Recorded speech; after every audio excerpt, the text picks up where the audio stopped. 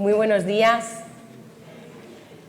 a todos los que estáis aquí y también a todos los que, por diferentes razones, pues están conectados a Internet. Hoy es el Día del Señor, qué privilegio poder estar juntos, qué privilegio ser ministrados por la palabra de Dios, porque creo que no hay nada más poderoso en el planeta Tierra que ser expuestos a la verdad de Dios. Y hoy queremos terminar una serie que empezamos en el Redil sobre 4 fundamentos. El que lo quiera leer, hoy no vamos a leerlo, está en Apocalipsis 4, del 6 al 7, también está en Ezequiel 1, y veíamos a través de estos 4 seres vivientes, 4 fundamentos, no solo para la iglesia, sino para nuestra vida personal. Es decir, si nosotros no perdemos de vista estos 4 fundamentos, ¿no?, representados cada uno por un ser viviente, pero cada ser viviente tiene las 4 caras: el becerro, el águila, el hombre, el león. La semana pasada vimos el fundamento de la oración como guerra, y espero escuchar testimonios de que esta semana os hayáis activado con la oración. Hayáis dicho, bueno, esta semana, Natalia, wow, he orado más de lo que oré la semana pasada, me he activado, he tenido más tiempos con Dios, porque de eso se trata, que seamos expuestos a la palabra de Dios y la palabra active nuestras vidas para un cambio, porque Dios está buscando hacedores de la palabra, no oidores. ¡Qué terrible ser oidores de la palabra y no hacedores! ¡Qué responsabilidad el día que te presentes delante de Dios! Entonces, hoy quiero hablar del fundamento de la gracia. Me oigo como enlatada. Quiero hablar del fundamento de la gracia, y es un tema que me apasiona y me cuesta mucho hablar, porque quiero decir tantas cosas que he tenido que reducir a solo 6 hojas. No, mentira. Entonces, quiero decir tanto porque me parece que es el tema más importante que todo ser humano puede oír, entender la gracia de Dios, que yo quisiera decir tantas cosas que me es difícil resumirlo en 45 minutos, a ver si soy capaz. Entonces, yo quiero que sepas que el ser hijo de Dios es el mayor título, yo quiero que medites, es la mayor honra que nadie puede recibir. No hay estatus más alto, no hay regalo más exuberante y generoso que recibir la gracia de Dios para ser hijo de Dios. En 1 de Juan 3:1, la Biblia nos dice, mirad, o sea, fíjate, mira, cuál amor, qué magnitud del amor de Dios para que tú y yo seamos llamados hijos de Dios. Y quiero que sepas que este es un título que escandalizó el cielo y la tierra. Los ángeles y los demonios se asombraron cuando vieron que Dios otorgó al ser humano el título de hijo de Dios. El Rey del universo otorgaba sin pedir nada a cambio, sin que nadie hiciera nada para obtenerlo, tan solo creer, gratis para ti. Ojo, pero la gracia no es barata, porque le costó un precio altísimo al que te la dio, pero gratis para ti. Y el cielo y la tierra se escandalizó cuando vieron que Dios otorgaba gratuitamente el título más honorable en los cielos y en la tierra, que es ser hijo de Dios. Dios no te considera amigo, siervo, te considera mucho más, te considera hijo si tú has aceptado lo que Él ha hecho. Y yo entiendo que no hay nada más cercano al corazón de Dios. Dios ya no nos puede llevar más cerca de Él que hacernos hijos suyos, que haber nacido de su propia esencia y naturaleza. Y no solo eso, no solo Dios lo otorgaba gratuitamente, sino que Dios lo otorgaba a quien no lo merecía, a ti y a mí, a quien merecía en realidad que el peso de la justicia divina cayera sobre ti y sobre mí. No solo gratis, sino además Dios lo daba a aquellos que no lo merecían. Y esto es escandalosamente loco para el corazón humano, para el orgullo humano, para la mente religiosa y orgullosa humana que siempre quiere hacer para ganar. Siempre el ser humano, las religiones están bajo ese fundamento de yo tengo que hacer. Y por eso Pablo dice que es necesario que tú y yo oremos, nos dice en Efesios 3, a partir del 18, dice es que hay que orar para que tú y yo podamos entender cuál sea la altura, la longitud, la profundidad y la anchura del amor de Cristo. Cuán ancho, cuán largo, cuán alto y cuán profundo es su amor. 4 dimensiones del amor de Dios. Loco, y el diablo no quiere que tú entiendas lo que es realmente el amor de Dios. Y puede que tú tengas una revelación del 30% del amor de Dios, del 50%, del 20%, pero hoy me gustaría que tú salieras de este lugar con una revelación del 100% de lo que es el amor de Dios a través de Jesús, porque el amor de Dios solo es a través de Cristo, no es de otra manera. El amor de Dios no es que te salga todo bien. El amor de Dios no es que Dios responda a todas tus peticiones. El amor, la máxima expresión del amor, está en la cruz. Y por nuestro orgullo creemos que nos tenemos que ganar las cosas. ¿A cuántos les han dicho de pequeños, tú no recibas nada de nadie, tú en esta vida que nadie te dé nada, te lo tienes que ganar todo tú? ¿No habéis oído eso muchas veces? Que nadie te dé nada, que no le debas nada a nadie, que te lo ganes todo tú. ¿Lo habéis oído o no? Os lo han dicho algunos de vosotros, ¿verdad? Ese orgullo, esa mentalidad. Y algunos, pues bueno, ven a Cristo y dicen qué bonito, el símbolo de Cristo, pero un poquito de Cristo, un poquito de mis obras. No han entendido la gracia. Y muchos creen que no son tan malos y se comparan con los violadores, con los asesinos y dicen yo no soy tan malo, y el orgullo nos dice que debemos hacer algo, pero la verdad que la salvación es 100% gracia. Efesios nos dice que solamente por gracia, y no puedes añadir nada, solamente por un regalo. Gracia bíblicamente quiere decir un favor, el favor no merecido que Dios te da. Y la Biblia nos dice que solamente es por gracia. Y el hombre que no ha entendido esto, que no ha sido regenerado, está tan indefenso como el ladrón que estaba en la cruz con Jesús. Ese hombre en aquel momento, viendo al santo y al justo al lado de él, viendo la muerte a la puerta de la esquina, entendiendo que su sufrimiento no podía pagar el precio de su pecado, ese hombre en un momento, en un instante, en un abrir y cerrar de ojos, después de ver su condición real, que nunca le había importado, pero ese día, al estar al lado del perfecto, del justo, se dio cuenta de quién era él. Y en un instante Cristo le dijo, de cierto te digo, hoy, no tienes que hacer nada, hoy estarás conmigo en el paraíso. En un instante ese hombre pasó de muerte a vida. Esta es la revelación que Martín Lutero encontró en el libro de Efesios en el año 1517 y revolucionó la Iglesia Católica. Salió de la Iglesia Católica, comenzó la Iglesia Protestante y gracias a eso estamos nosotros aquí. Y Martín Lutero, leyendo el libro de Romanos, entendió que únicamente el justo es declarado justo por la fe y por la fe vivirá. Ahora, ¿tú has entendido realmente este regalo inmerecido? Porque a lo mejor hoy necesitas tener un encuentro con la ley perfecta de Dios, con la ley moral de Dios. Necesitas despertar, muchos aquí necesitan despertar su conciencia, necesitan dejar que el espejo perfecto de la ley de Dios le muestre la porquería que hay en ellos. Necesitas quizá que la luz de la ley de Dios ponga de manifiesto el polvo de pecado que hay escondido en tu vida. Quizá necesitas que la aguja de la ley de Dios hoy te duela y pase por tu corazón para que el evangelio, que es un hilo sedoso, pueda llegar. Porque quizá necesitas hoy tener un encuentro con Juan el Bautista y aquí estoy yo.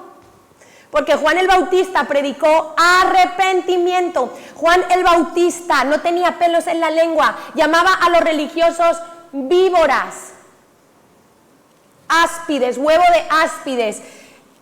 No dejó que Herodes siguiera con su inmoralidad sexual, estando con la hermana, con la mujer de su hermano y quizá con la hija también, y eso le costó la cabeza. Pero Juan el Bautista era el hilo, la aguja que estaba preparando la venida. Su función era preparar la venida de la gracia.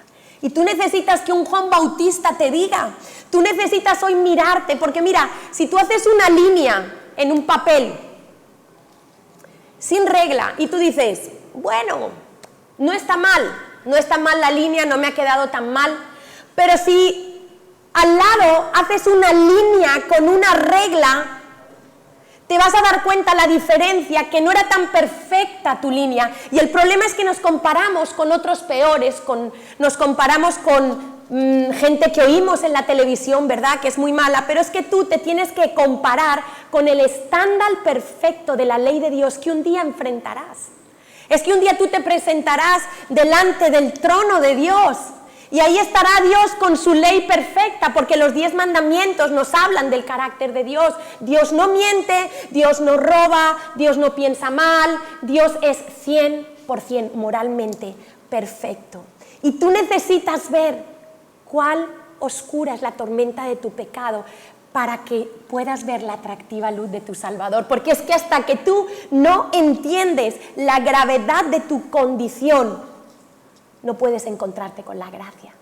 Y la gracia no es un concepto, es una persona. La ley aterroriza, pero el Evangelio nos consuela.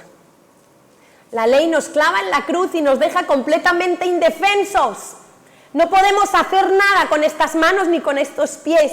Simplemente estamos rendidos, porque la ley nos hace culpables delante de Dios.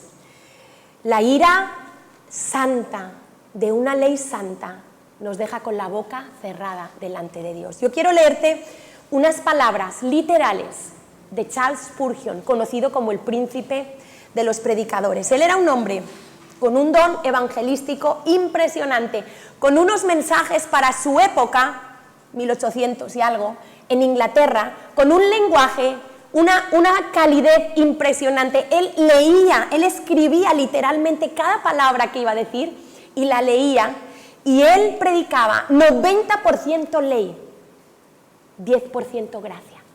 Porque hasta que un corazón no reconoce, no se humilla, no llama las cosas por su nombre, ¿sabes qué? No puede entender la gracia. Podrá tener un encuentro con un concepto o con un nivel de la gracia, pero no con la persona de la gracia, que es Jesús. Y Charles Spurgeon dijo, un hombre, y yo quiero que prestes atención, quizá es un lenguaje que nos cuesta hoy en día, pero no tiene nada de desperdicio. Un hombre, cuando el Espíritu de Dios lo lleva a Cristo, descubre que su vida pasada se ha visto gravemente dañada por graves ofensas contra la ley de Dios. Antes de que el Espíritu de Dios entre en nuestra alma, somos como estar en una habitación en la oscuridad. No podemos ver en ella, no podemos descubrir las telarañas, las arañas, las cosas repugnantes que pueden estar acechando allí. Y así era mi vida. Mi vida era un desorden, pero yo no me daba cuenta hasta que la luz de Jesús alumbró. Y yo pude abrir mis ojos y pude darme cuenta del desastre que había dentro de mi vida. Pero aparentemente no, ojo, aparentemente no. Pero esa luz me permitió ver y empecé a poner orden a mi vida. Dice, pero cuando el Espíritu de Dios entra a raudales en el alma, el hombre se asombra al descubrir qué es lo que es, y sobre todo si se sienta y abre el libro de la ley y a la luz del Espíritu lee esa perfecta ley y compara con ella su propio corazón y vida imperfectos. Dice, entonces se cansará de sí mismo, incluso hasta el odio y a veces la desesperación. Quizás hasta haya algunos que dirán, pero si yo he sido casto toda mi vida, porque el mandamiento dice no cometerás adulterio y nunca he adulterado, estoy limpio. Pero ahora escucha a Cristo explicar este mandamiento. El que mira a una mujer para codiciarla, ya adulteró con ella en su corazón. ¿Quién de nosotros puede decir que no lo hemos hecho? ¿Quién hay en la tierra, si ese es el significado del mandato? ¿Quién puede decir soy inocente? Si la ley de Dios, como nos dice la Escritura, lidia no solo con nuestras acciones externas, sino con nuestras palabras, nuestros pensamientos, nuestra imaginación, y es tan amplia que se aplica a la parte más secreta de un hombre. Entonces, ¿quién de nosotros puede declararse inocente ante el trono? No, queridos hermanos, antes de que podamos ser justificados, debemos entender que estamos llenos de pecado. Y este es el primer nivel de gracia que yo quiero hablar, gracia para salvación. Hoy voy a hablar de 3 niveles de gracia. Y el primero es gracia para salvación.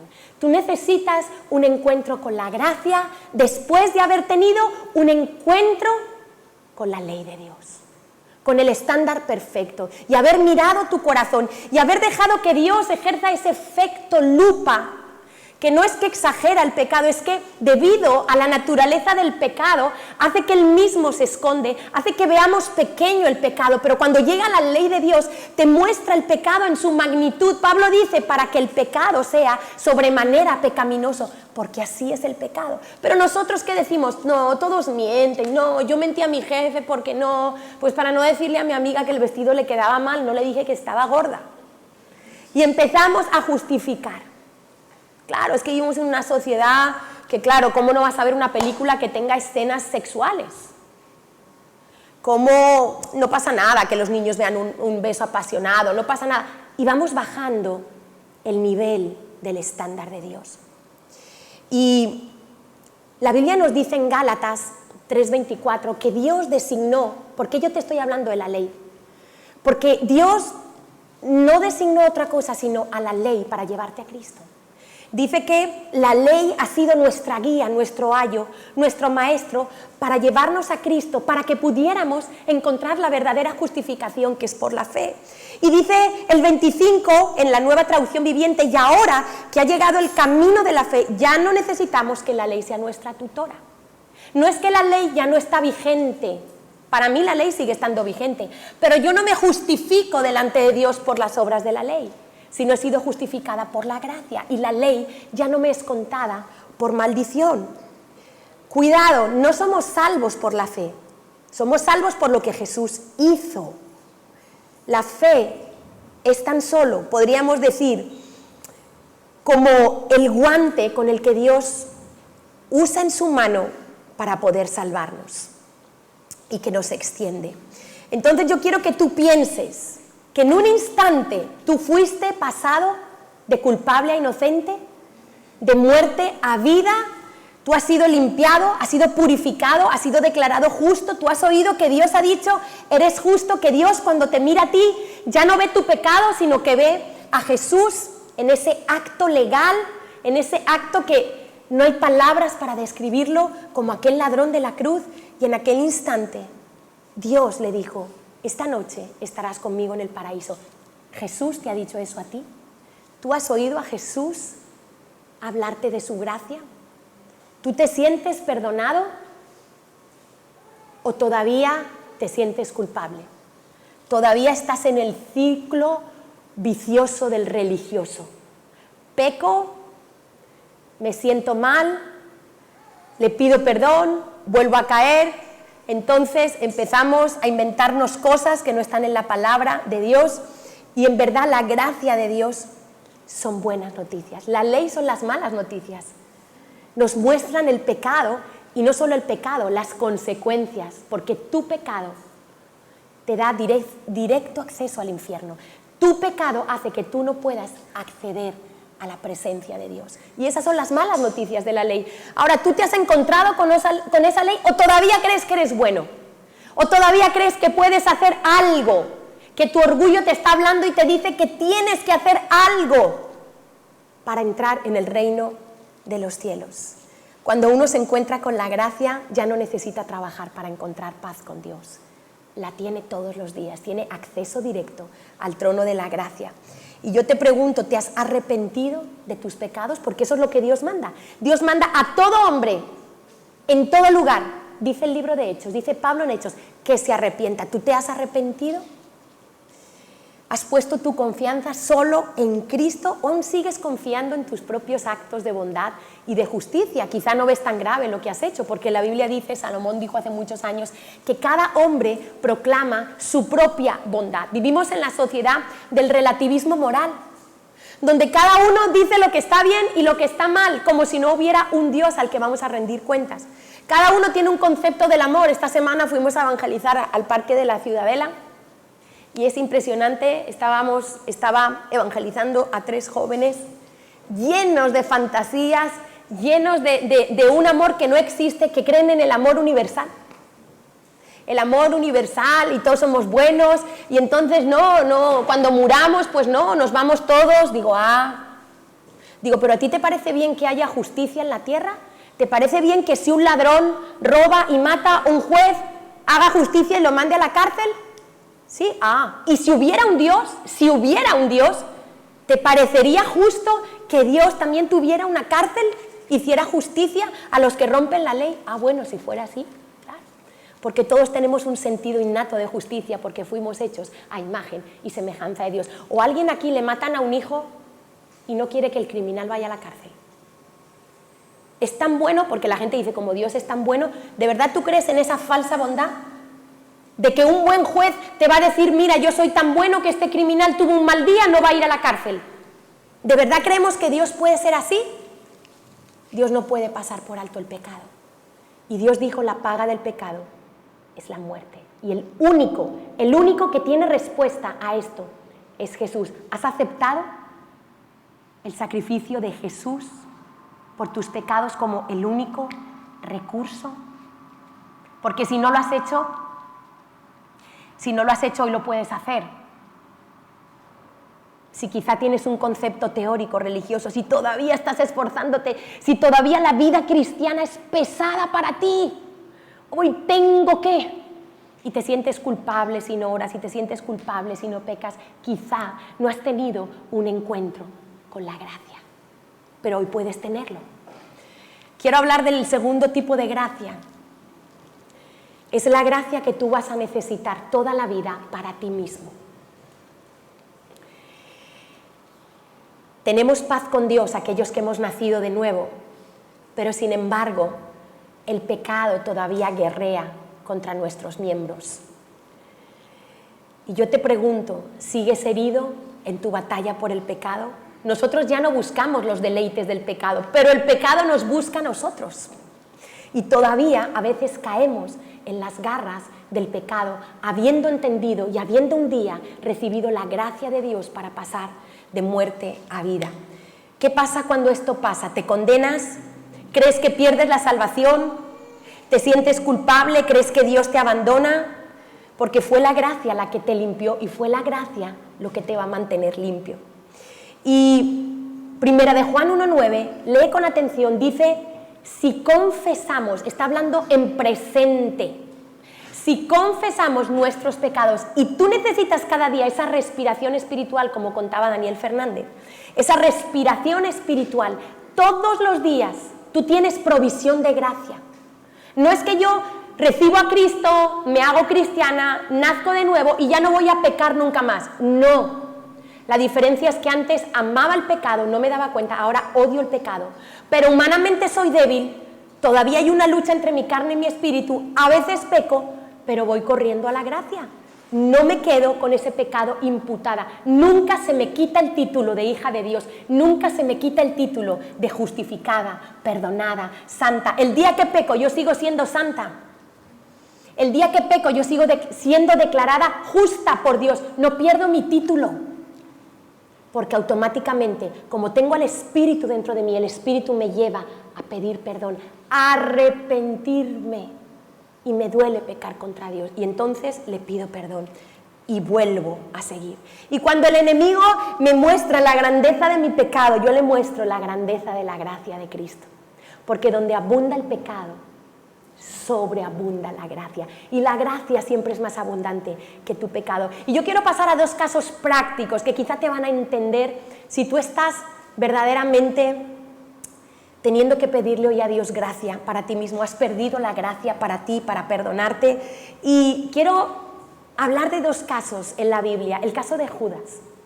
Judas cometió el terrible error de quitarse la vida, de ahorcarse después de entregar a Jesús. Y quiero que sepas que hubiera habido gracia para Judas si se hubiera arrepentido. Porque cuando tú conoces un poquito la cultura judía, lo que Jesús hizo cuando mojó el pan y se lo dio a Judas, estaba honrando a Judas, era algo que se hacía. Cuando el anfitrión, y en esa cena Jesús era el anfitrión, mojaba el pan en la salsa del cordero y se lo daba a una persona, le estaba diciendo, te estoy honrando, te estoy considerando. Y el mensaje que Jesús le estaba diciendo es, Judas, aunque sé que me has entregado, todavía hay gracia, todavía te amo, todavía te considero. Pero Judas no entendió, porque dice que al momento Satanás entró en su corazón. Y Judas no tuvo arrepentimiento, tuvo remordimiento. Y el remordimiento, que se parece un poquito al arrepentimiento, la diferencia es que solo me preocupo por mi yo, por lo mal que me siento, por lo que he hecho, no veo más allá. Pero el arrepentimiento me duele no solo haber roto la ley de Dios, sino haber roto mi relación con Dios. Y el arrepentido encuentra el camino de vuelta. Judas no lo pudo encontrar, porque no conocía lo suficiente a Jesús, y espero que no sea tu caso. Que estés en la iglesia. Judas estuvo 3 años al lado de Jesús, durmiendo con Jesús, levantándose con Jesús, viéndole predicar, recibiendo dones. Era el tesorero. Y Judas no conoció la gracia, porque en el momento que la necesitó, como dice Hebreos, en el momento del oportuno socorro, cuando necesitas la gracia, en ese momento él no acudió a la gracia, acudió a la condenación. Y en vez de acudir al madero de la cruz, acudió al árbol, a ahorcarse. Judas, no había tenido gracia para salvación todavía. Pero luego vemos a Pedro, que también traicionó a Jesús, ¿verdad? Y Pedro, que era muy intrépido, os recomiendo una serie que estamos viendo que se llama, bueno, ya la hemos visto, se llama The Chosen, Los Escogidos. Es una aplicación, la podéis buscar, es muy buena, sobre Jesús y sus discípulos, te amplía mucho la visión, cómo eran las cosas, las relaciones entre ellos, el carisma que tenía Jesús, cómo era Jesús impresionante. Y aparece el personaje de Pedro, que es muy carismático, ¿no? Ese Pedro intrépido, siempre dispuesto. Y Jesús, en una conversación que tiene, para el que lo quiera leer, no lo voy a buscar, pero es en Juan 13:37, le dice: Jesús, aunque todos te dejen, mi vida pondré por ti. Señor, yo si tengo que perder mi vida por ti, yo la voy a perder. Y Jesús le dice: ay, Pedro, qué emocional eres. Lo estoy parafraseando, Jesús no le dijo eso. Ay, Pedro, hoy mismo, antes de que cante el gallo, me vas a negar 3 veces. Y Pedro: ¿pero qué dices, Señor? Aquí el super Pedro, no. Yo, ¿cómo te voy a negar? Mira, cuando Jesús te dice que te estás equivocando, es mejor que te calles. Pero Pedro no creyó a Jesús.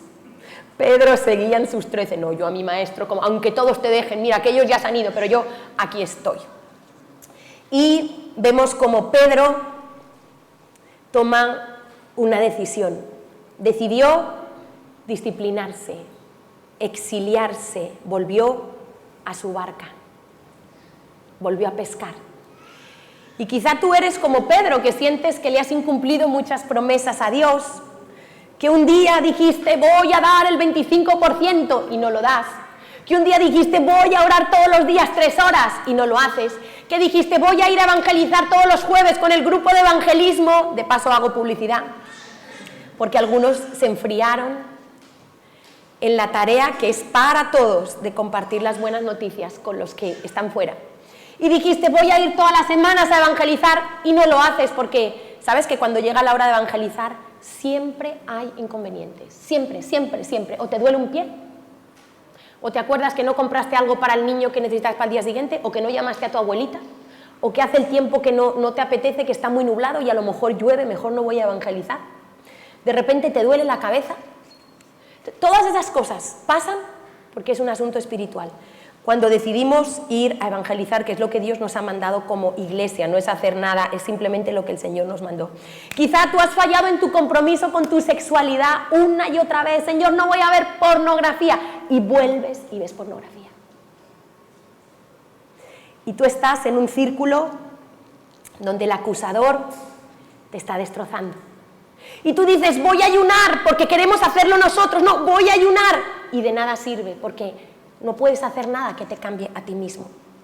y entras en ese círculo vicioso. Y Pedro, a diferencia de Judas, conocía demasiado a Jesús como para abandonar su fe. Pero Pedro, a pesar de que Jesús se había manifestado y había resucitado, se sentía avergonzado como para estar cerca de él. Y a veces cuando la gente se pone mal en la iglesia, hay un fenómeno, y es que se alejan de los líderes y de los pastores. Yo cuando veo que en un mes alguien no me saluda, digo, aquí hay tomate. Porque por alguna razón nos aislamos. Y Pedro fue lo que hizo. No abandonó su fe, pero se sentía avergonzado de estar cerca de Jesús. Y él no se iba a ahorcar, pero ¿sabéis lo que hizo? Iba a matar su propósito. Porque ¿qué le dijo Dios que él iba a ser? Pescador de hombres. ¿Y él qué hace? Se vuelve a su barquita. Y muchos de nosotros nos volvemos a nuestra barca. La barca no es necesariamente algo malo, pero la barca puede representar un lugar donde tú te escondes del propósito de Dios. Un lugar de mediocridad, un lugar de seguridad. Para Pedro la barca era seguridad, sabía pescar. Pedro no quería enfrentar más frustraciones, más retos. Había fallado al Señor. No era digno del Señor, eso es lo que él pensaba. Y entonces Pedro vuelve a pescar. Y él allí se sentía seguro porque sabía pescar. Había dejado el llamado. ¿Cuál es tu barca? ¿Dónde te refugias tú? Para algunos son videojuegos, para otros es la televisión, las redes sociales, la comida, los viajes, cosas que no necesariamente son malas, pero sí se pueden convertir en algo malo.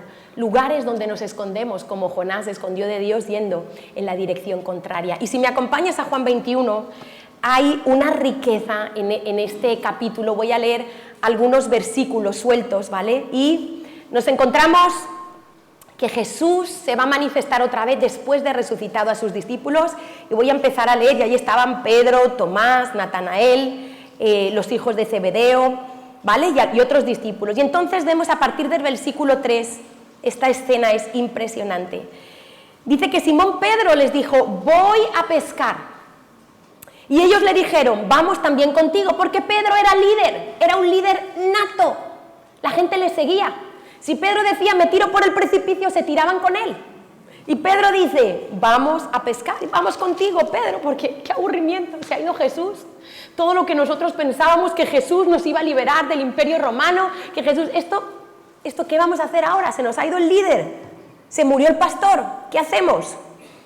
Y dice que entraron en la barca. Y aquella noche no pescaron nada. Y yo quiero decirte que si tú estás en tu barca no vas a pescar nada. Fuera del propósito de Dios no hay vida, no hay fruto, no hay satisfacción. Y recuerdas que una escena parecida había acontecido antes, ¿verdad? Cuando Jesús conoció a Pedro, mejor dicho, cuando Pedro conoció a Jesús. Y yo de aquí saco 3 escenarios proféticos. Y Dios es impresionante cómo convierte algo malo en algo bueno. Y el primer escenario es que Jesús vuelve a reproducir el mismo momento en el que conoció a Pedro, y Pedro no había pescado nada, y Jesús le dice, echa la red allí. Y él dice, hombre, es que no hemos pescado nada, pero bueno. Y Pedro debió de pensar, se cree experto en pesca, no tiene ni idea que ahora aquí no se pesca nada. Y os recordáis que las redes se rompían. ¿Y qué le dijo Jesús? Serás pescador de hombres a partir de hoy. Y entonces Jesús vuelve a crear el mismo escenario para sanar el corazón de Pedro y volverlo a su propósito. Y entonces les dice, ellos no habían reconocido en el 4, cuando ya iba amaneciendo toda la noche, qué agotamiento, toda la noche pescando, sin pescar un solo pez. Se presentó Jesús en la playa, mas los discípulos no sabían que era Jesús. Y les dijo, hijitos, ¿tenéis algo de comer? Le respondieron, no, es que no tenían ni para comer. Les dijo, echad la red a la derecha de la barca y hallaréis. Entonces la echaron y ya no la podían sacar por la gran cantidad de peces. El Señor le vuelve a recordar, lo coloca en la misma posición. Segundo escenario profético. Me voy a saltar al versículo 9. Al descender a tierra, vieron brasas puestas y un pez encima de ellos y pan. ¿Sabes qué hace Jesús? Prepara una mesa de gracia. Y solamente una vez más en el Evangelio de Juan aparecen las brasas y el fuego. ¿Quién recuerda cuándo aparecen las brasas y el fuego con Pedro?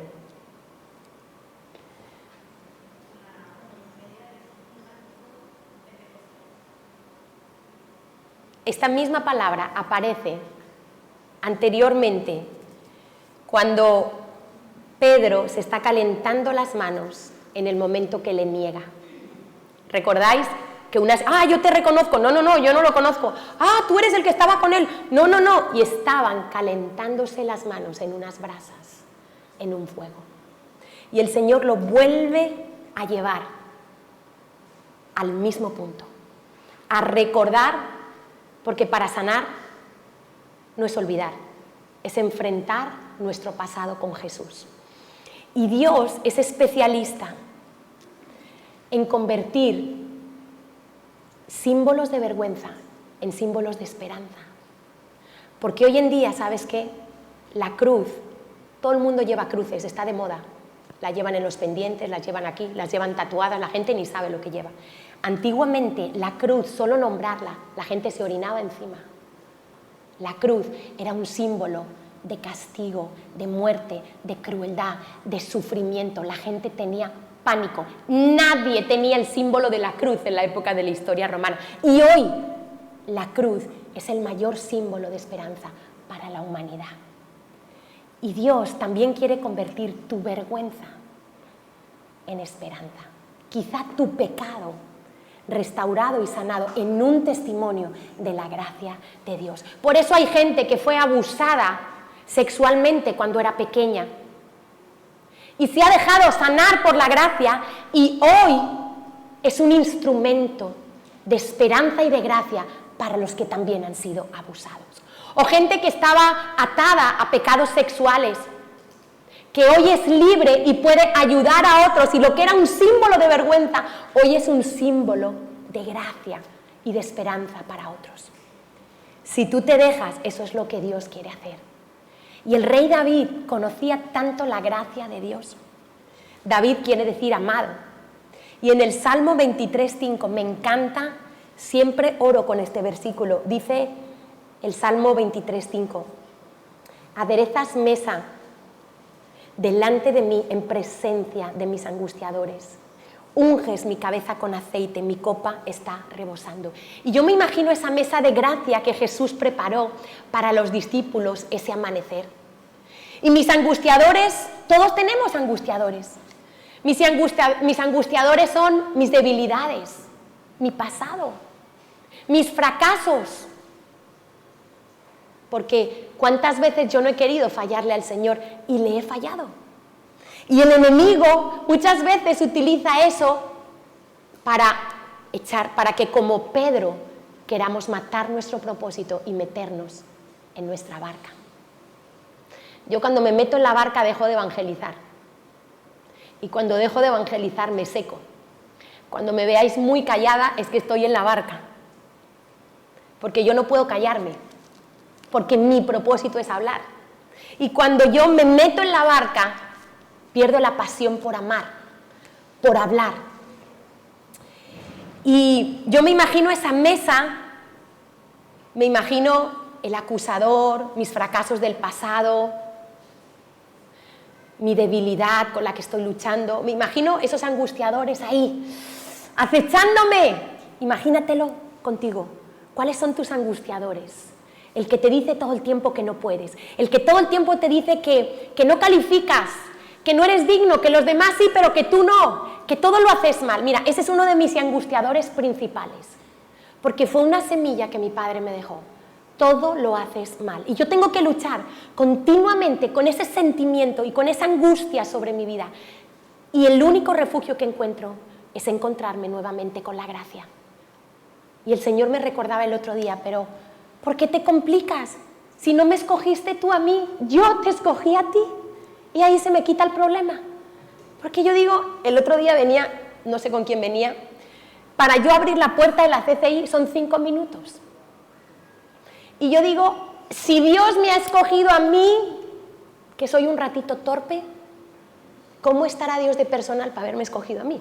O sea, Dios puede escoger a cualquiera que se disponga, porque yo soy torpe, no, lo siguiente, para aparcar con el coche, no me oriento. Bueno, ahora ya, bendito sea Dios por el GPS, porque antes, Carlos, ¿dónde estás? No lo sé. ¿En qué rotonda? No lo sé, pero oriéntate. No, ¿dónde está el mar? No lo sé. No sé, no me enseñaron a pensar de pequeña. Yo no tengo mente lógica, no sé, yo soy de letras. Y entonces yo digo, Señor, y mira, yo pierdo cosas todos los días, pero Dios siempre me habla porque yo hasta que no encuentro algo no paro. Y Dios siempre me habla de que así Él busca a los perdidos y que así tengo que buscar a los perdidos. Todo el tiempo se me pierden cosas y Dios me vuelve a hablar, Dios me vuelve a hablar. Llegamos el viernes de la vigilia y yo con la linterna. Carlos, ¿cómo se enciende la linterna? No sabía ni encender el móvil en la linterna. Pero yo no paré hasta que encontré lo que se me había caído del bolso. Y otra vez el Señor me recordó, así hay que perseverar, buscando y buscando lo perdido hasta que lo encuentras. Entonces piensa, porque Dios dice, es que yo aderezo una mesa con todo lo que tú necesitas. Y sabes que a veces la gente, siempre lo cuento, me dice, claro, es que tú eres fuerte, tú no, al revés, yo soy hiper débil, yo soy frágil. Yo cuando Dios me mira me siento derretir. Yo siempre siento que soy una niña cuando oro, porque mi mayor faltante fue en mi infancia, porque no tuve paternidad. Y cuando yo oro, yo siento que los ojos de Dios me miran y yo soy una niña. Vuelvo a ser una niña y ahí está Dios dándome seguridad, diciéndome, no me importa si te has equivocado. En esa mesa de gracia Dios me habla. No me importa, Natalia, si lo has hecho mal. Tú te has encontrado con esa gracia porque todos la necesitamos. Dice, unges mi cabeza con aceite, que es el Espíritu Santo. Mi copa está rebosando. Dios no te pone una copa llena, te pone una copa que se sale, rebosando. Dios es exuberantemente generoso. Y a mí me gusta imaginarme esa mesa con Dios, recordándome la verdad de Dios y diciéndole a mis angustiadores que no pueden hacer nada frente a la gracia de Dios. Y después vemos el tercer escenario, que es una conversación preciosa. Dios me habló hace muchos años en esta conversación de Pedro. Me acuerdo que me habló en Israel, que me tocó compartir en la barca. ¿Os acordáis? Cuando vamos al mar de Galilea y vamos en ese paseo por la barca, pues recuerdo que un año me tocó compartir allí. Y a veces no te lo dicen con tanta antelación como te gustaría, para prepararte el tema. Y entonces ahí medio improvisando, Señor, háblame, dime algo que comparto. Y me acuerdo que Dios me habló de esta conversación de Pedro con Jesús. Además es que allí te inspiras mucho más en Israel, porque te imaginas las cosas, allí estás en ese ambiente maravilloso. Cuánto deseamos volver, más que nunca, volver a estar en Israel. Yo me muero por volver a Israel. Estamos orando, que sepáis. A ver si con la gracia de Dios permite que en marzo podamos volver a ir. Y entonces hay una conversación. ¿Cuántas veces negó Pedro a Jesús? 3. ¿Cuántas veces en esta conversación Jesús le pregunta a Pedro, ¿me amas? ¿Cuántas veces?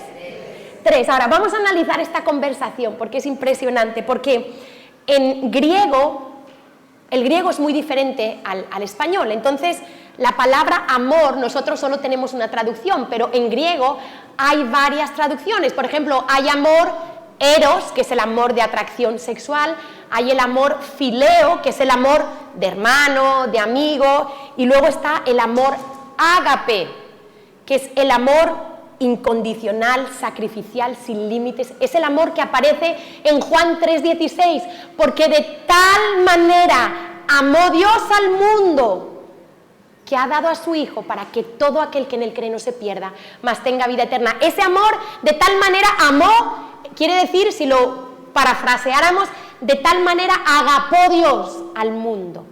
Y en esta conversación, cuando el Señor le pregunta, Pedro, ¿me amas? La primera vez le está diciendo, Pedro, ¿me agapas o me agapeas? No sé cómo se diría. Le está diciendo, Pedro, ¿me amas con ese amor sin límite? Y Pedro le contesta, Señor, tú sabes que no, tú sabes que te fileo.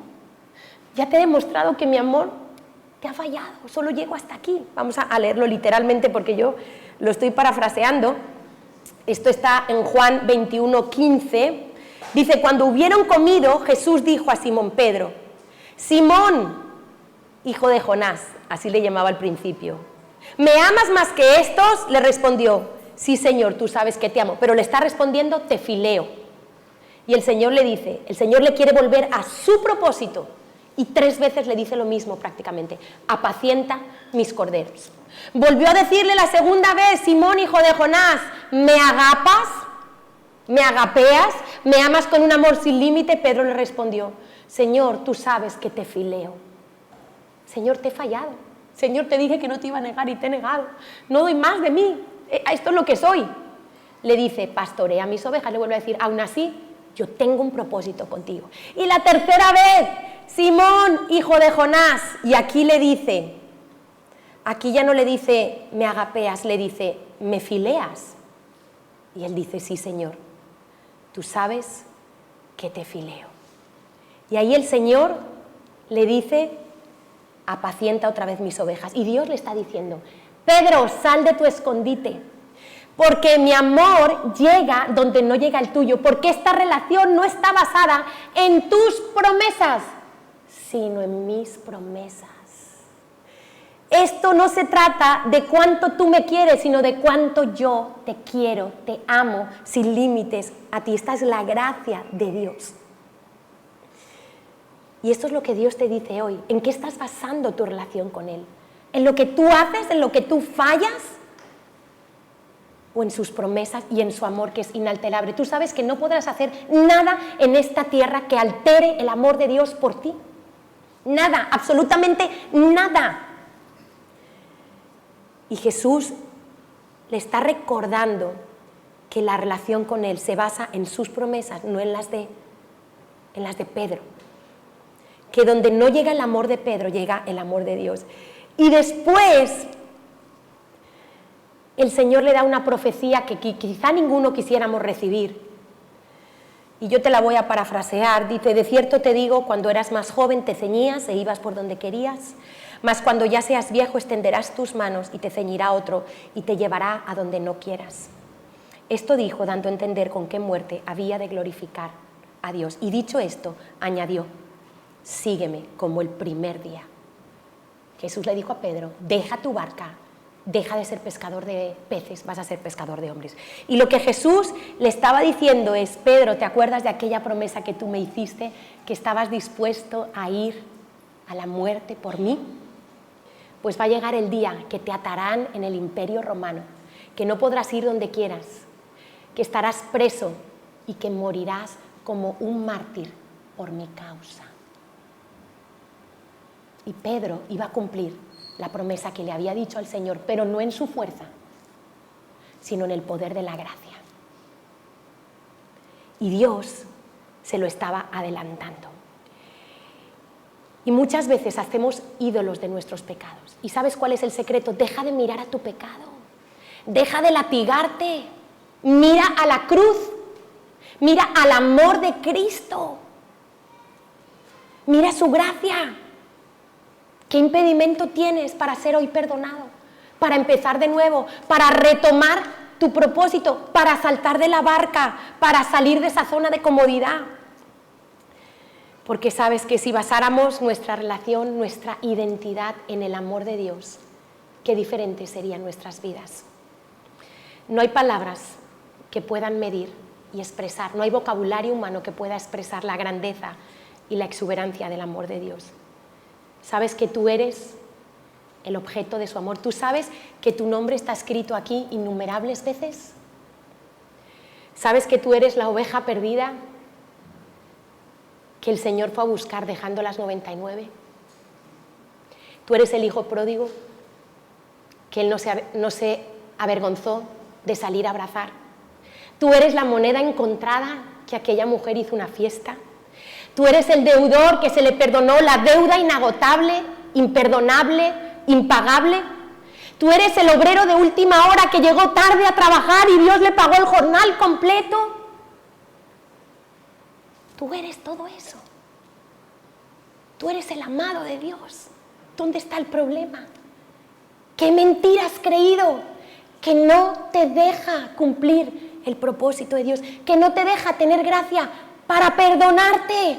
Si Dios te perdona, eres tú más perfecto que Dios. Si tú eres capaz de arrepentirte y de humillarte y decirle, Señor, te he fallado en la vida cristiana, Dios dice, yo tengo gracia. Levántate, ¿por qué te exilias? ¿Por qué te aíslas en las relaciones en la iglesia? Y la tercera gracia es la gracia que tú necesitas para los demás. No solo necesitas gracia para recibir vida eterna, perdón, necesitas gracia para ti mismo, para perdonarte. El tercer nivel de gracia es que necesitas gracia para los demás. La Biblia está llena de historias de gracia, como la de Pablo, un asesino exterminador de cristianos, enemigo de la iglesia. Consentía, buscaba a los cristianos para matarlos, iba con cartas y con permisos para en cada ciudad que los fariseos, que la ley cayera sobre ellos. María Magdalena, de la cual el Señor sacó 7 demonios. David, un asesino, adúltero, mentiroso. Y la gracia sigue vigente hoy. Y yo quiero recordarte una historia, algunos la recordaréis. Quizá al ser una historia actual la vas a entender más. Es la historia de José Rabadán, el conocido como el asesino de la katana. Esto fue una noticia que el 1 de abril del año 2000 conmovió España entera. Un chaval de 16 años se levantaba de su cama, cogía una katana y mataba cruelmente a su padre, a su madre y a su hermana con síndrome de Down. Ahí tenéis las fotos de cuando lo detuvieron. Un chaval frío, cuentan que era un niño introvertido, le daban todo lo que quería, un niño al que no le pusieron límites, le consentían todo, le daban todo lo material que quería. Un niño que quería huir de sus padres porque el amor completo no consiste, qué error cometieron sus padres, el amor completo no consiste en darle todo a alguien.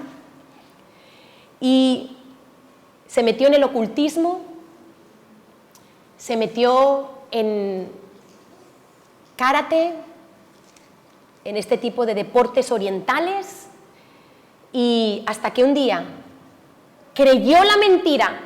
Abrió tantas puertas al mundo espiritual, al enemigo, que creyó la mentira de que la solución, el problema de su vida, ¿por qué no era feliz? Era porque sus padres lo tenían agobiado y decidió matarlos. Y dice que mató, le preguntaron ¿por qué mataste a tu hermana con síndrome de Down? Y dijo, porque ¿qué iba a hacer con ella? Para ahorrarle el sufrimiento la maté también. Hubo un reportaje en España en el año 2017, te recomiendo que lo busques, que se llama Yo fui un asesino.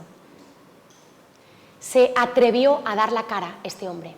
Estuvo 8 años en la cárcel y salió, después estuvo en una especie de reformatorio. Le aconsejaron que no saliera, él salió, dio la cara. Y ese día las redes sociales petaron en España. ¿Sabes la cantidad de comentarios? Porque ponme la foto anterior, por favor, esa no todavía. No, la otra, la que está con su familia. Este hombre restauró su vida.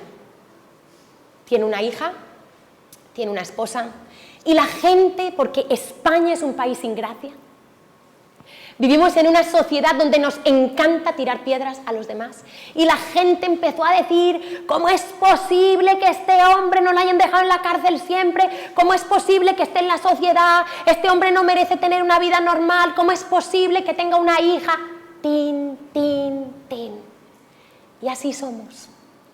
Nos falta tanta gracia para los demás, porque quizá no la hemos recibido para nosotros. Y a lo mejor tú piensas que él es mucho más malo que tú, o que Judas es mucho más malo que tú, y yo siento decirte que no. Que la diferencia, tenemos la misma semilla de pecado. La diferencia es que hay semillas de pecado que cuando encuentran la atmósfera, la lluvia, el terreno necesario, crecen y prosperan hasta dar un fruto grande. Pero es la misma semilla de pecado, un árbol pequeño que un árbol grande, el mismo ADN. Y yo hubiera podido ser Judas, yo hubiera hecho lo que hizo Eva, porque en esa situación en la que ellos estaban, probablemente yo hubiera hecho lo mismo. Por eso no juzgues, por eso no condenes, porque el ADN de pecado que tú tienes te puede dar una sorpresa en tu vida. Y tú puedes decir, yo nunca haría esto. No, Señor. La vida da muchas vueltas. Mucha gente dice, no, yo nunca cometería adulterio. ¿Y tú qué sabes si dentro de 5 años tú tienes una crisis matrimonial y conoces en el trabajo a una persona que es súper amable contigo? Y un día te tomas un café, y otro día tal, y otro día, y acabas en la cama. No digas nunca yo no, porque eso es orgullo. Porque simplemente en José Rabadán la iniquidad, se mezclaron la iniquidad, las circunstancias, la crianza, y esa semilla prosperó hasta dar un árbol horrible. La esencia del pecado. Para Dios es lo mismo el que mira a una mujer y la codicia que el que se acuesta con ella. Para Dios es la misma esencia de pecado. El que insulta a alguien que el que asesina. Lo dice Jesús, lo dijo Jesús. Oísteis que fue dicho, pero yo os digo. Es diferente quizá el alcance, pero la esencia del pecado. El que empieza haciendo bullying en el colegio está a esto de matar. Y esa semilla la tienes tú y la tengo yo. ¿Por qué no somos capaces de perdonar y aceptar la gracia de Dios? Este hombre hoy es un hermano en Cristo. Le mandaron una carta cuando estaba en la cárcel y él cayó de rodillas ante el Evangelio. Y un pastor de una iglesia, Nueva Vida, en el norte de España, que trabajan con presos, fue a verlo. Él pidió que fuera a verlo y se entregó a Cristo. Y después de mucho dolor, porque tú sabes lo que es para él cada 1 de abril, recordar lo que hizo. ¿Tú te imaginas? ¿Cómo le va a contar a su hija que mató a sus padres y a su hermana? Pero ese hombre ha sido alcanzado por la gracia de Dios. Una vez en una clase de niños, era cuando se había producido la muerte de aquel niño, se me ha olvidado el nombre, aquella chica dominicana que lo mató. Se me ha olvidado el nombre. Gabriel, bueno, y la chica no me acuerdo cómo se llamaba. Ana no sé qué, Ana Victoria o algo así, bueno, no importa. Y yo pregunté en una clase de niños, justo la noticia había salido, todo el mundo hablaba, si ella se arrepiente puede ir al cielo, y me dijeron no. Yo dije, Dios mío, ¿qué hacemos con la iglesia? ¿Es que tú crees que tú eres mejor que ella? Ten cuidado, porque a lo mejor si no cuidas tu corazón, la semilla de maldad puede llegar a prosperar hasta eso. Por eso yo cuido mi vida, por eso yo evito atmósferas que activen la maldad que hay en mí. Por eso yo me pongo límites. Otros pueden, yo no. Porque yo, de acuerdo a la iniquidad que traigo, yo sé que hay cosas a las que yo no puedo ser expuesta. Porque me metería en un terreno tan de arenas movedizas que quizá me hundiría. Y tú tienes que saber tus límites. Porque si yo vengo de una familia con problemas mentales, yo tengo que cuidar mi mente. ¿Qué estoy oyendo? ¿Qué estoy viendo? ¿Qué estoy pensando? Yo no puedo darme el lujo de no orar, de no leer la Biblia. Yo no puedo. Porque esta es mi sanidad. Este es mi todo. Una ocasión Jesús contó una historia que me encanta, está en Lucas 18, del 9 al 14. A unos que confiaban en sí mismos como justos, es decir, que confiaban en su propia rectitud, espero que no sea tu caso, que todavía estés confiando en tu propia justicia. Y mira la consecuencia de creerte justo delante de Dios por tus méritos. Menospreciaban a los otros. La gente que no tiene gracia para otros es porque se cree más bueno y menosprecia. Dijo también esta parábola. 2 hombres subieron al templo a orar. Uno era fariseo y el otro publicano, es decir, uno de buena reputación y el otro de mala reputación. El fariseo, puesto en pie, oraba consigo mismo porque no podía hablar con Dios. Oraba con su ego, con su yo. Dios, te doy gracias porque yo no soy como José Rabadán. Como yo no soy como esta Ana que mató a aquel niño. Yo no soy como los otros hombres, como los ladrones, injustos, adúlteros, ni aún como este publicano. Yo ayuno 2 veces a la semana. Deja de este desempeño de yo tengo que hacer, yo tengo que ayunar, yo tengo que... Doy diezmos de todo lo que gano, más ese publicano. Y dice que el publicano, estando lejos, no se acercaba al templo tanto, dice, no quería ni aun alzar sus ojos al cielo, sino que se golpeaba el pecho diciendo, Señor, sé propicio a mi pecador. Os digo que este descendió a su casa justificado antes que el otro, porque cualquiera que se enaltece será humillado, y el que se humilla será enaltecido. Y yo le digo, Señor, ¿cuál es la diferencia? ¿Por qué unos sí y otros no? ¿Por qué salimos a la calle y otros reciben el Evangelio, pero la inmensa mayoría no? Porque en la iglesia hay gente que vive y disfruta de la gracia y hay gente que no. Y la respuesta que hallo, como la diferencia, es la humildad. La persona que se humilla, que reconoce su pecado, que reconoce su pobreza espiritual, su necesidad de Dios, que no se cree justo por lo que hace, ese es el que puede conocer la gracia y ser transformado. Santiago 4:6 dice que Dios resiste a los soberbios y da gracia a los humildes. La gracia no es para el perfecto, es para el que reconoce lo que ha sido y ha sido llevado. Ha dicho, es imposible, no me puedo salvar, no hay nada que pueda hacer. Y entonces ve la cruz. Quiero que sepas que la iglesia es una escuela para desarrollar gracia para otros. Mateo 10:8 dijo Jesús, da de gracia, de gracia recibisteis, dad de gracia. Tienes que estar dando gracia, tienes que estar perdonando en la casa de Dios, tienes que estar aprendiendo a darle a los demás lo que no merecen, porque eso es gracia. A ser agradable con el que no es agradable contigo, a pasar por alto la ofensa, el desprecio. Eso es mantener una vida de gracia. Salmo 85:9, ciertamente cercana está su salvación a los que le temen. ¿De quién está cercana la salvación de Dios? De los que tiemblan a su palabra, de los que se toman en serio lo que Dios dice.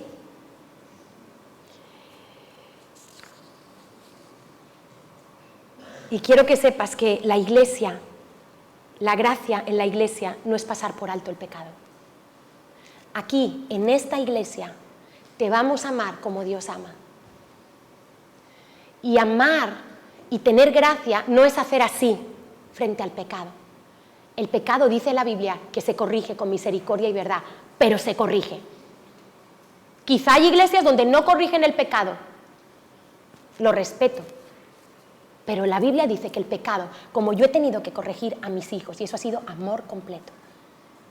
Y aquí tú vas a recibir un amor completo, vas a recibir una gracia completa, pero eso sí, te vamos a corregir, te vamos a exhortar, te vamos a animar, te vamos a restaurar, pero para llegar a la gracia, primero tienes que ser confrontado.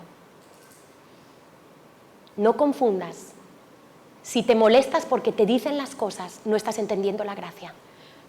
Porque cuando Jesús le fue a dar gracia a la mujer samaritana, la confrontó con el 5.º mandamiento. Trae a tu marido. ¡Ah! 5 maridos has tenido, ¿verdad? Y proféticamente la confrontó con su pecado para después darle, yo soy el que habla contigo, yo soy el Mesías, yo soy la gracia, yo soy el que sé todo lo que has hecho y aún así te amo, yo soy el que he pagado el precio por tus pecados, pero la confrontó con su pecado. Y ella se arrepintió y ella fue y le contó a todo el mundo que el Mesías se había encontrado con ella. Y Dios le dio valor a una mujer despreciada por muchos, pero no pasó por alto su pecado. Y hay algunos que no les gusta ser corregidos. Hay algunos que no les gusta que le digan las cosas, y es un error, porque no vas a crecer, te vas a quedar enano espiritual. Si tú quieres la vida cristiana sin célula, esta es una iglesia celular.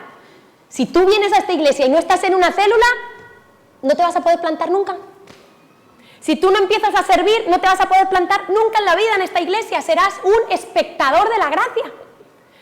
Yo quiero que seas un actor de la gracia. Yo quiero que disfrutes la plenitud de la iglesia. La iglesia es un regalo maravilloso de Dios. Ya pueden subir. Y la cruz es el mayor acto de amor para la humanidad. Y cuando yo estaba pensando en la cruz, no sé si me podéis poner una imagen de la cruz, quizá una imagen nos va. ¡Qué cruel! Para mí, la cruz es un acto cruel y tierno a la vez, desagradable y desagradable, loco y cuerdo. Y la mayor generosidad del amor de Dios expresado en un dramático final para mí sin precedentes, el justo muriendo por los injustos. ¿Cuántos aquí darían su vida por esa señora que mató al niño Gabriel? ¿Cuántos aquí darían su vida?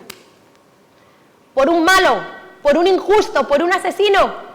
Claro, yo moriría por mis hijos, ¿a que sí? Cualquiera no muere por sus hijos, ¿sí o no? Si yo puedo salvar a mi hijo y me tienen que sacar toda la sangre y me tienen que, pues yo lo hago. Pero por un violador, por un asesino, el justo muriendo por los injustos. Primera de Pedro 3:18, Cristo padeció una sola vez por los pecados, el justo por los injustos, y esto le vuela la cabeza al ser humano. Por eso la gente no entiende la gracia de Dios, por eso la gente se rasgó las vestiduras el día que José Rabadán salió restaurado. Y él dice, muchos van a creer que soy un monstruo, pero no lo soy, ya no lo soy, pero muchos creen que soy un monstruo, vivir con eso toda la vida. Pero él se sabe perdonado por Dios, amado por Dios, restaurado. Y ese hombre es igual de justo que tú y que yo. Y ese hombre cuando llegue al cielo no se le imputará el asesinato. ¿Lo estás entendiendo? Esta es la locura de la gracia de Dios. No es la justicia humana. Es la gracia inmerecida de Dios. Y la salvación solo podía ser hecha por Dios. Dice Salmo 3:8, la salvación es de Yahweh, proviene de Yahweh, porque ningún hombre puede salvar a otro. Porque la misericordia y la verdad se encontraron, la justicia y la paz se besaron. Y cuando tú entiendes la cruz, hay un quebranto, hay una ruptura dentro de ti, hay algo que se rompe, hay algo que se resquebraja. Y si alguno está entendiendo de este mensaje, la gracia como licencia para pecar, no. No estoy diciendo que como estamos en la gracia puedes hacer todo lo que te da la gana, porque como Dios te va, Jesús siempre te va a perdonar. No, Señor, entonces tú no has tenido un encuentro con la persona de la gracia, has tenido un encuentro con el concepto teórico de la gracia, porque cuando tú conoces a Jesús no quieres abusar de Él.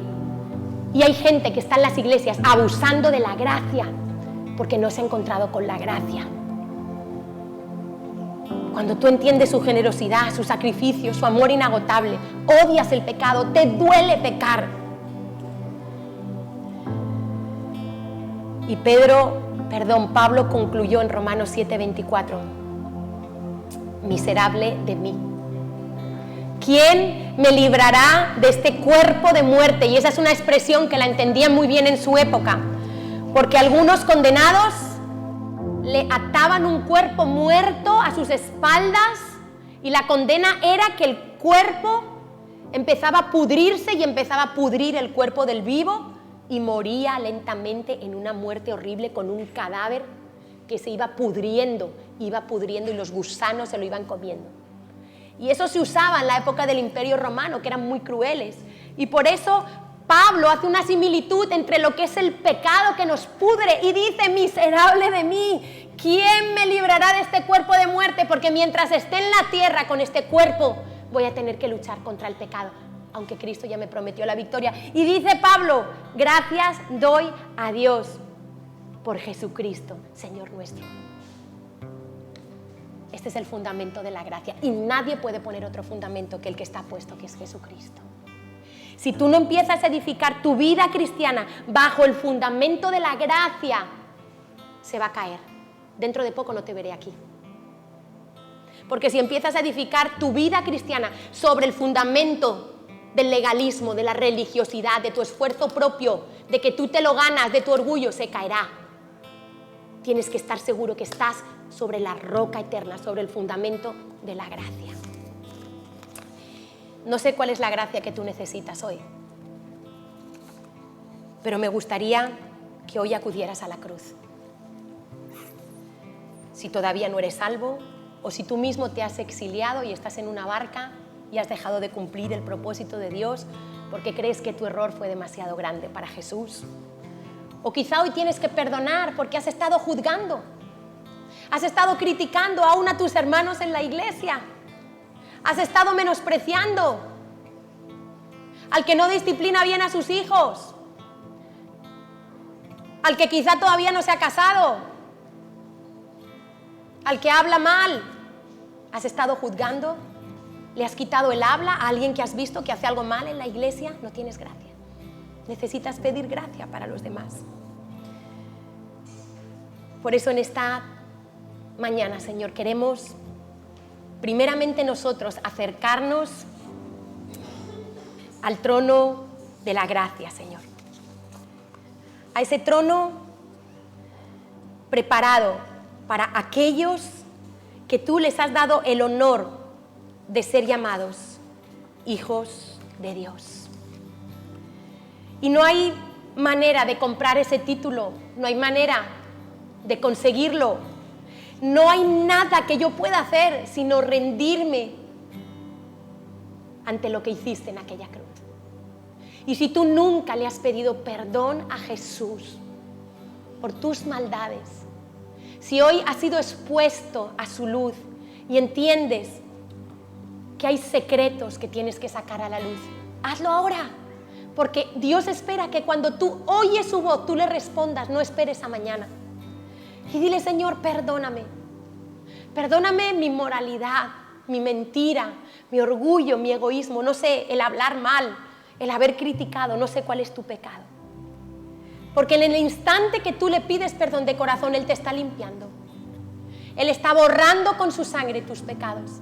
Y Él está escribiendo tu nombre como hijo de Dios en el libro de la vida. Y Él te regala gratuitamente para ti la vida eterna. Recíbela, deja tu orgullo, deja de pensar que lo tienes que hacer tú, solamente recíbelo.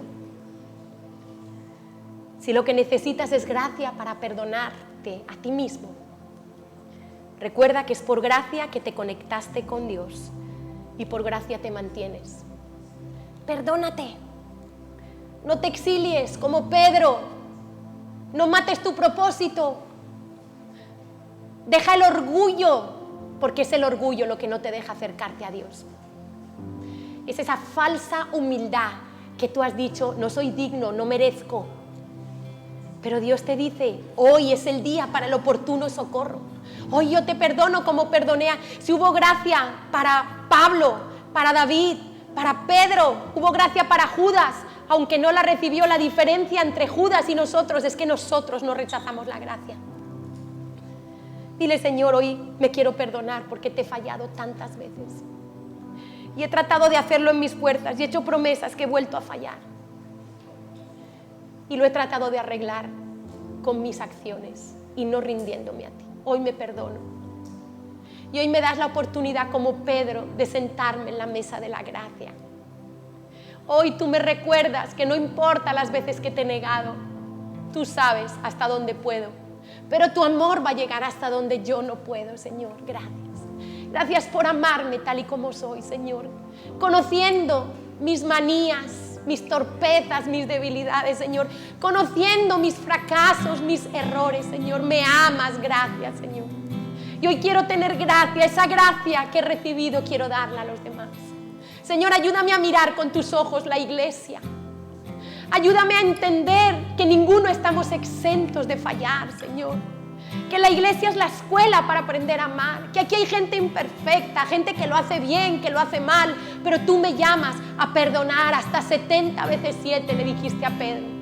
Tú me llamas a dar gracia, a pasar por alto, a ayudar al débil, a levantar al caído, no a machacarlo hasta que termine de morirse. No, Señor, haznos una iglesia de gracia, que tengamos gracia para el perdido, gracia para el que cae dentro de la iglesia, gracia para nosotros mismos, gracia para el pecador. Señor, levántanos hoy, levántanos con el poder de tu gracia, nos humillamos, Señor.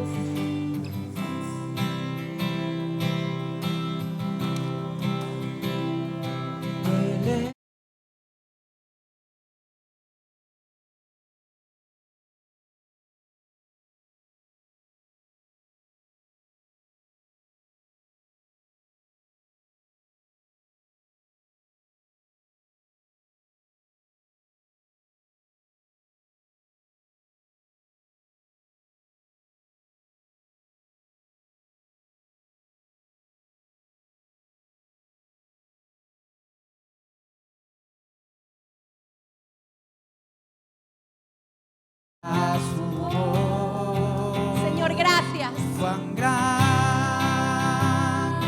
es Dios. Cuán grande es tu gracia. Cántale, cuán grande es Dios. Y todos lo verán. Yo quiero que todos vean tu gracia en mí. Cuán grande es Dios. Yo soy tu oveja perdida. Yo soy el hijo pródigo, la moneda encontrada. Yo soy el que tú amas. Cántale, cuán grande es Dios, y todos lo verán. Cuán grande es Dios. Vamos, dile que Él es grande, que su gracia es exuberante, es escandalosa, es grande, es poderosa. Gracias, Señor. Grande eres, el esplendor de un rey. Vestido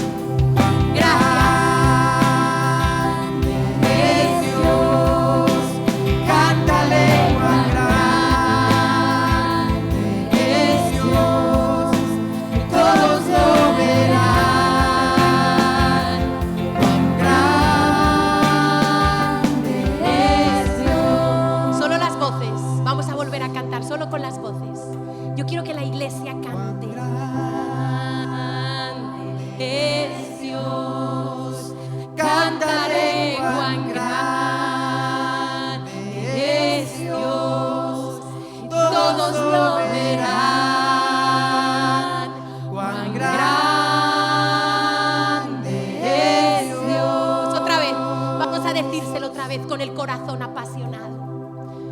Cuán grande es Dios, cantaré cuán grande es Dios, y todos lo verán. Cuán grande es Dios. Grande, maravilloso eres, Señor. No hay palabras que definan lo que tú eres. Y que nuestras vidas entendamos que te costaron un precio tan alto en aquella cruz, Señor. El dolor de clavar sobre tu cuerpo, sobre aquel madero, te hiciste maldición a causa de la ley que me condenaba. Y yo tenía que haber estado ahí, Señor. Pero tú tomaste mi lugar, Señor. Y no puede ser que mi vida sea una vida cualquiera. Mi vida tiene que honrar tu muerte y tu resurrección. Mi vida tiene que hablar de tu gracia. Mi vida tiene que valer la pena porque tú sacrificaste la tuya por la mía, Señor. Como para que yo viva para este mundo. Como para que yo viva una vida mediocre. No, Señor, hoy vuelvo mi rostro y mi corazón a ti. Y te digo, Señor, como Pedro te dijo, mi vida daré por ti. Mi juventud daré por ti. Mis años daré por ti. Mi profesión daré por ti.